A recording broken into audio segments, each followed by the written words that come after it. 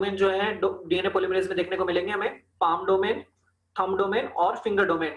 तो जैसा मैंने कहा था कि अपने हाथ से कंपेयर कर लो, इसको बहुत अच्छे से समझ में आएगा। पाम डोमेन है वो एक्टिव साइट होती है और पाम डोमेन का फंक्शन क्या है? मेन जो फंक्शन होगा डीएनए पॉलीमरेज में वो पाम डोमेन का ही होगा। अभी हम समझेंगे, अब क्योंकि पिछली बार टाइम नहीं था अपने पास में, इसलिए अपन इसको अच्छे से जल्दबाजी में समझ रहे थे। अब मैं एक एक चीज समझाऊंगा आप लोगों को कि पहले पाम डोमेन का मेन फंक्शन क्या होगा, फिंगर डोमेन का क्या होगा और थंब डोमेन का क्या होगा। तो पहले हम पाम डोमेन का फंक्शन समझते हैं। Site for DNA synthesis. The active site of DNA polymerase is able to distinguish between RNTPs and DNTPs, even though RNTPs are present at approximately 10-fold higher concentration in the cell. The nucleotide binding pocket is too small to accommodate the presence of a 2' hydroxyl on the incoming nucleotide, allowing the polymer. अभी जो हमने देखा उसमें क्या देखा कि ये palm domain है और पाम डोमेन के अंदर जो डीएनटीपी बाइंडिंग पॉकेट है, इसको बोलते हैं डीएनटीपी बाइंडिंग पॉकेट, जिसके अंदर डीएनटीपी आकर बाइंड होगा। इस पॉकेट के अंदर अगर आरएनटीपी आ जाए तो आरएनटीपी का, जैसे हमने बताया कि आरएनटीपी में 2 प्राइम पर ओएच होता है और इस वजह से इस पॉकेट में आरएनटीपी जो है वो फिट नहीं हो पाते हैं और इस वजह से फिट नहीं हो पाते, इसलिए यहाँ पर डीएनए पॉलीमरेज कभी भी आरएनटीपी को ऐड नहीं करेगा। जबकि हम बताएं तो हमने क्या बताया कि जो आरएनटीपी की मात्रा होती है हमारी बॉडी में वो 10 गुना ज्यादा होती है डीएनटीपी से। तो डीएनटीपी अगर 10 मौजूद है तो वहां पे 100 गुना 100 जो है वो आरएनटीपी होंगे। इसका मतलब जो प्रोबेबिलिटी होगी यहाँ पर आकर जुड़ने की वो किसकी ज्यादा होगी, आरएनटीपी की। लेकिन ये जुड़ नहीं पाएंगे। क्यों नहीं जुड़ पाएंगे? क्योंकि इन पे 2 प्राइम पर ओएच होगा और डीएनए पॉलीमरेज का जो पॉकेट है, बाइंडिंग पॉकेट है, डीएनटीपी बाइंडिंग पॉकेट है, उसमें ये फिट नहीं हो पाएंगे और इसलिए डीएनए पॉलीमरेज कभी भी आरएनटीपी को ऐड नहीं करता है। ध्यान रखने वाली बात यह है कि डीएनए पॉलीमरेज एक बहुत ही फाइडेलिटी वाला एंजाइम है। फाइडेलिटी मतलब विश्वास पात्र, इस पे विश्वास किया जा सकता है। यानी कि डीएनए पॉलीमरेज जो है वो काफी कम गलती करता है, या मैं कहूं कि न के बराबर गलती करता है, तो भी इसमें कोई दिक्कत नहीं होगी क्योंकि बहुत कम गलती, एरर जो है वो डीएनए पॉलीमरेज से हमें देखने को मिलेगी। पहले तो गलती करेगा ही नहीं।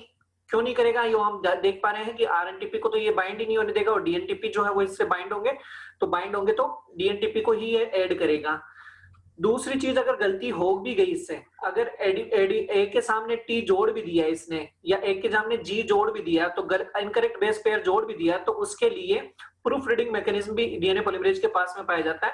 यानी कि डीएनए पॉलीमरेज खुद ही पहचान लेता है कि गलती हो गई है, और अगर गलती हो गई है तो प्रूफ रीडिंग, सभी जानते हैं कि प्रूफ रीडिंग किसको बोलते हैं, कि हम अगर कोई लिख रहे हैं और लिखते लिखते हमारे से कुछ गलती हो गई और हमें पता चल गया, तुरंत पता चल गया कि हमने गलत लिख दिया, तो हम क्या करते हैं, उसको चेक करते हैं वापस से कि हमारी कहाँ गलती हो गई और उस गलती को हम मिटा के उसकी जगह सही जो है, सही चीज जो लिखनी होती है हमें वो लिख देते हैं। तो इसको क्या बोलते हैं, प्रूफ रीडिंग की। हमने खुद नहीं उसकी रीडिंग वापस से कर ली और उसको उसमें जो गलती थी वो हमने सुधार दी। तो वैसा ही डीएनए पॉलीमरेज भी करता है। डीएनए पॉलीमरेज के पास में अपनी खुद की प्रूफ रीडिंग मैकेनिज्म पाया जाता है, यानी कि इससे गलती होती नहीं है पहली बात तो, लेकिन फिर भी अगर गलती होगी तो ये खुद ही पहचान लेगा और उस गलती को हटाकर उसकी जगह करेक्ट बेस जो है वो बाइंड कर देगा। इसलिए काफी कम एरर जो है वो देखने को मिलती है।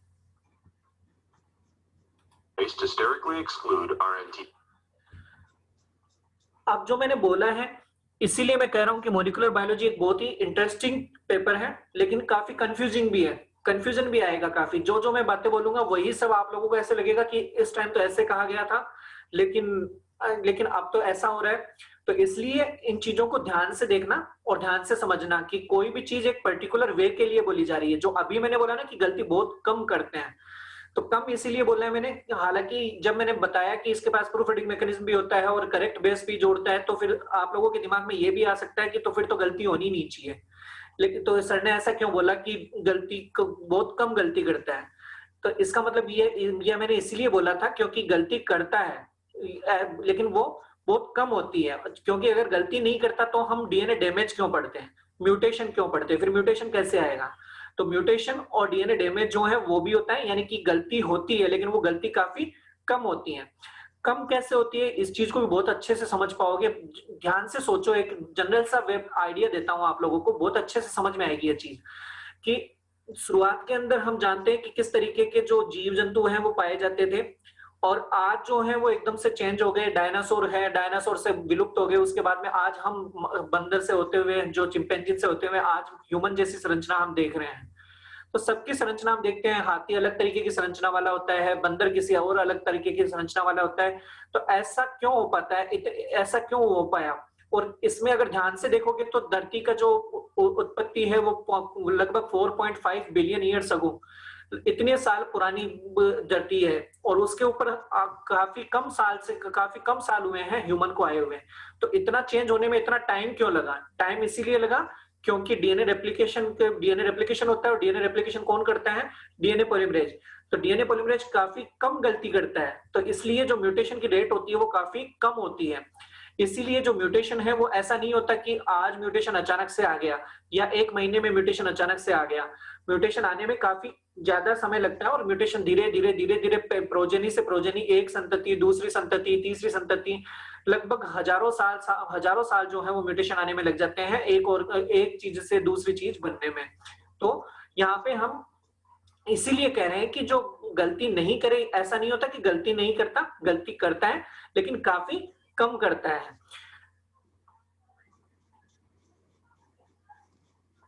Ps.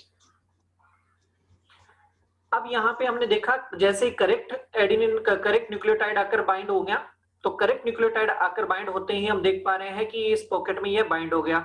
जैसे ही इस पॉकेट में बाइंड हुआ तो ये ट्राइफॉस्फेट हमें दिखाई दे रहे हैं कि यहाँ पर अगर ट्राइफॉस्फेट बाइंड हो गए, और यहाँ पे हमें 3' OH दिखाई दे रहा है। ये 3' OH जो है वो सामने वाले स्ट्रैंड का है, ठीक है। तो जैसे यहाँ पे 3' OH है, अब ये क्या करेगा? सामने वाला स्ट्रैंड कौन सा है? एडेनिन वाला। ये एडेनिन वाला जो है वो सामने वाला स्ट्रैंड है, टेम्पलेट स्ट्रैंड, जिसको हम बोल रहे थे पेरेंटल।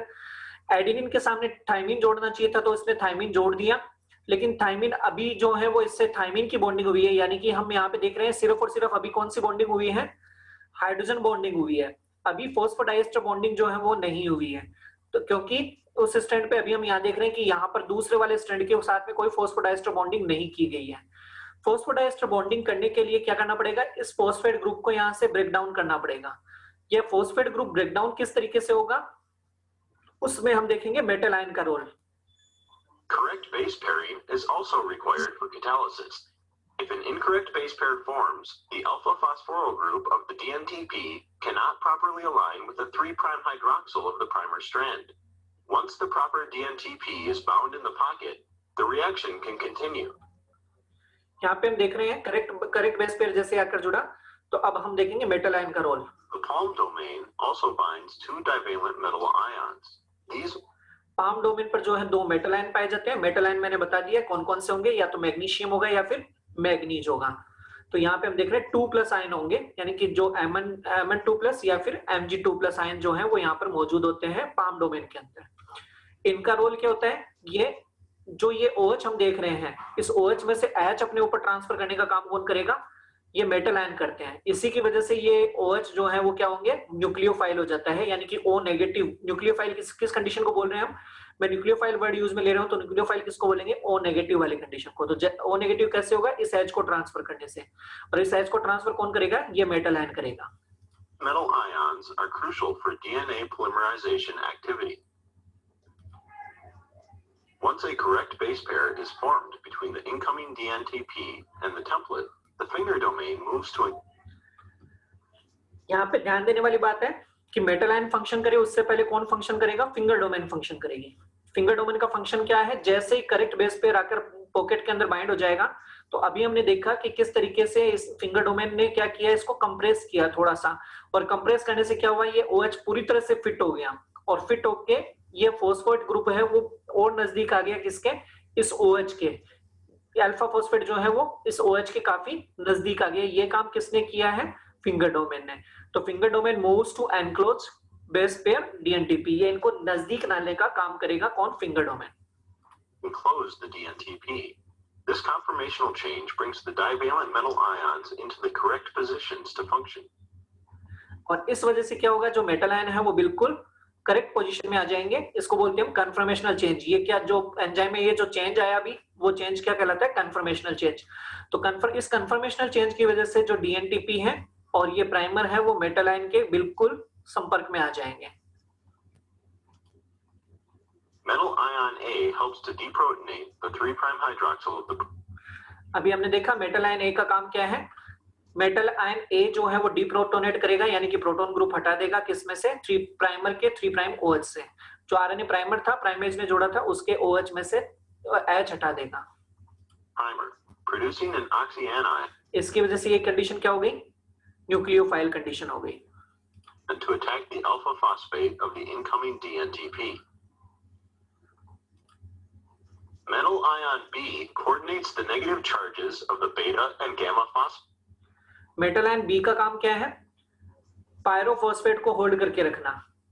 यहाँ पे हम देखेंगे पायरोफॉस्फेट को पकड़ के रखने का काम एक तो मेटल आयन बी कर रहा है, और दूसरा फिंगर डोमेन के ऊपर मौजूद लाइसिन और आर्जिनिन अमीनो एसिड जो है वो करेंगे। States of the DNTP and stabilizes the pyrophosphate leaving group.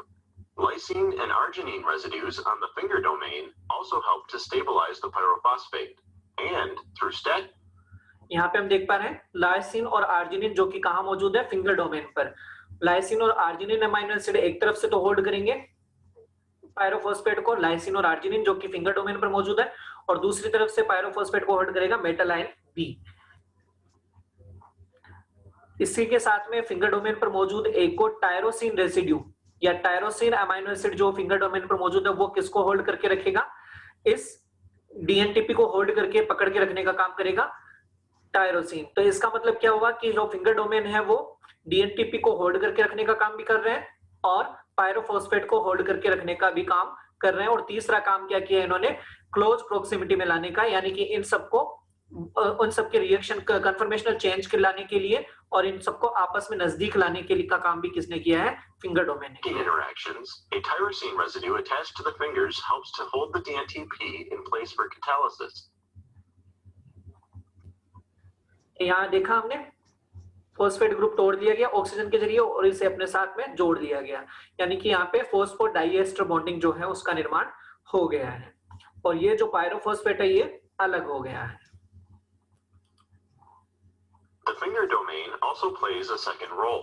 The finger domain associates with the template region, leading to a nearly 90-degree turn of the finger domain के अभी तक तो हमने role देखे ही, लेकिन उसके साथ में फिंगर डोमेन का एक और इंपॉर्टेंट रोल है, और वो रोल क्या है, यहाँ पे हम देख रहे हैं finger domain associate with template region, template region के साथ एसोसिएट हो जाता है और डीएनए के अंदर 90 डिग्री का टर्न ला देता है। यानी कि हम देख रहे हैं कि डीएनए जो आगे का पोर्शन जिसका हमें रेप्लिकेशन नहीं करना है उसको 90 डिग्री फोल्ड कर देता है, 90 डिग्री उसको फोल्ड कर देता है। इससे फायदा क्या होगा, इससे फायदा यह होगा कि डीएनए पॉलीमरेज को या जो भी डीएनटीपी आएंगे उन्हें यहां से ढूंढते हुए नहीं आना होगा, वो डायरेक्टली कहां आकर बाइंड हो सकते हैं, एक अपने निश्चित स्थान पर आकर बाइंड हो सकते हैं। इसका फायदा ये होगा जिसकी वजह से इस एंजाइम के डीएनए पॉलीमरेज एंजाइम की प्रोसेसिविटी इंक्रीज होती है, यानी कि डीएनए पॉलीमरेज एंजाइम जो है वो अपनी प्रोसेसिविटी इंक्रीज कर लेगा।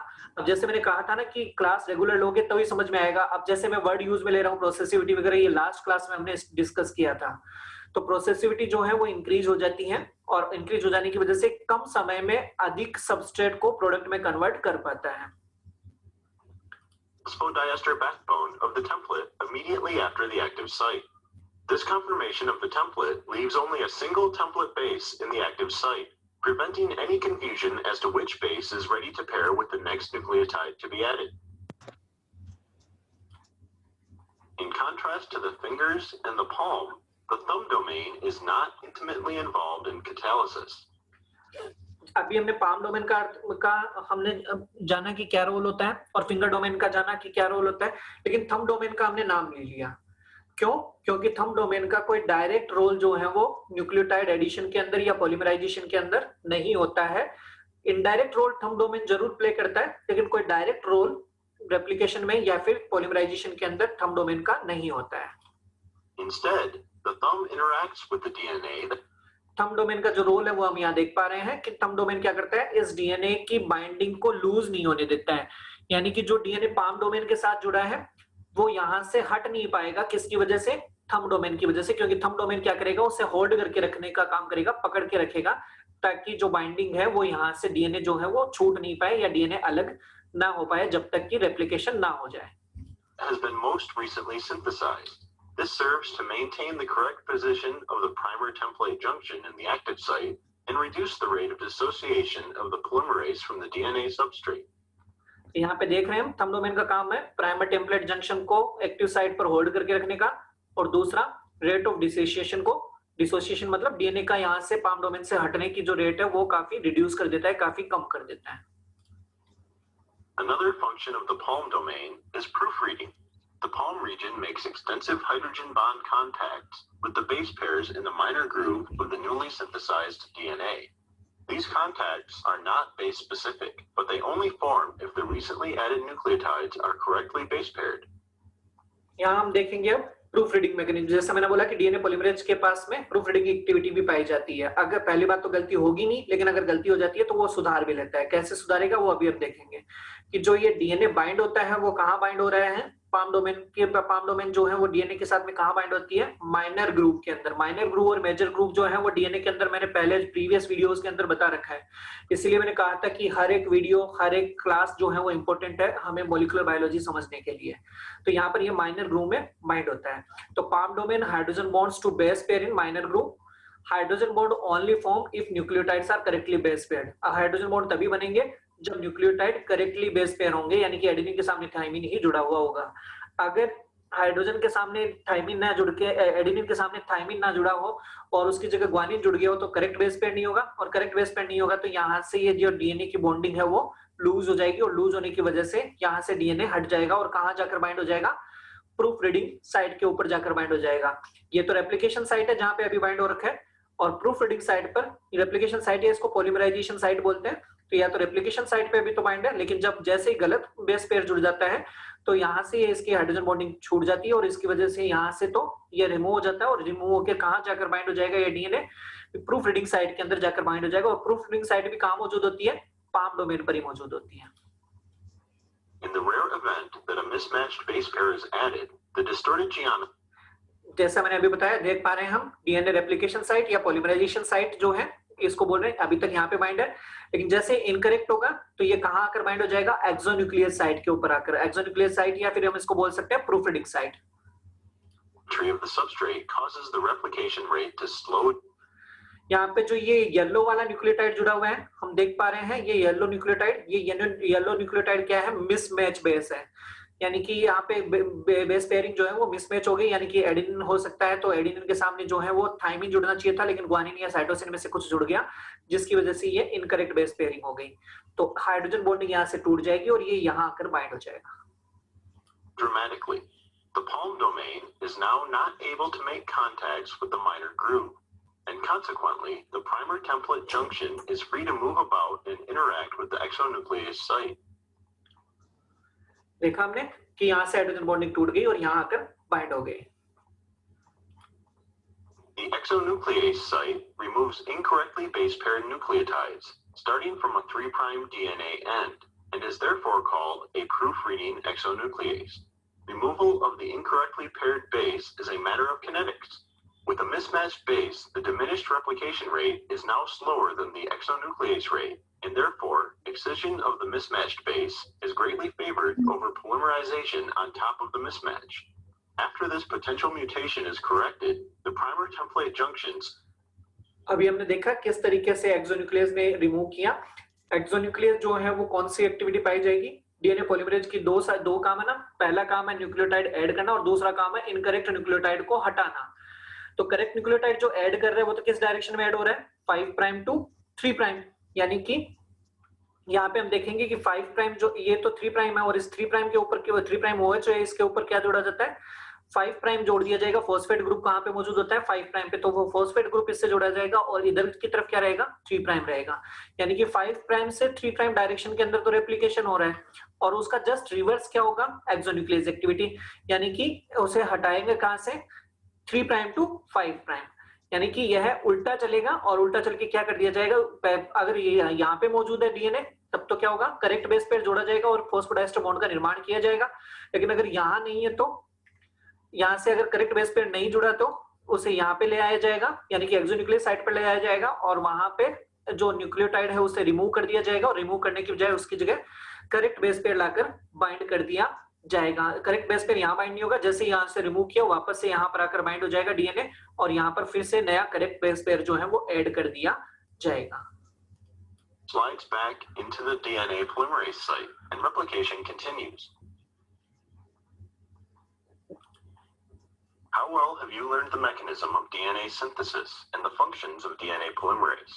In this section, you will find out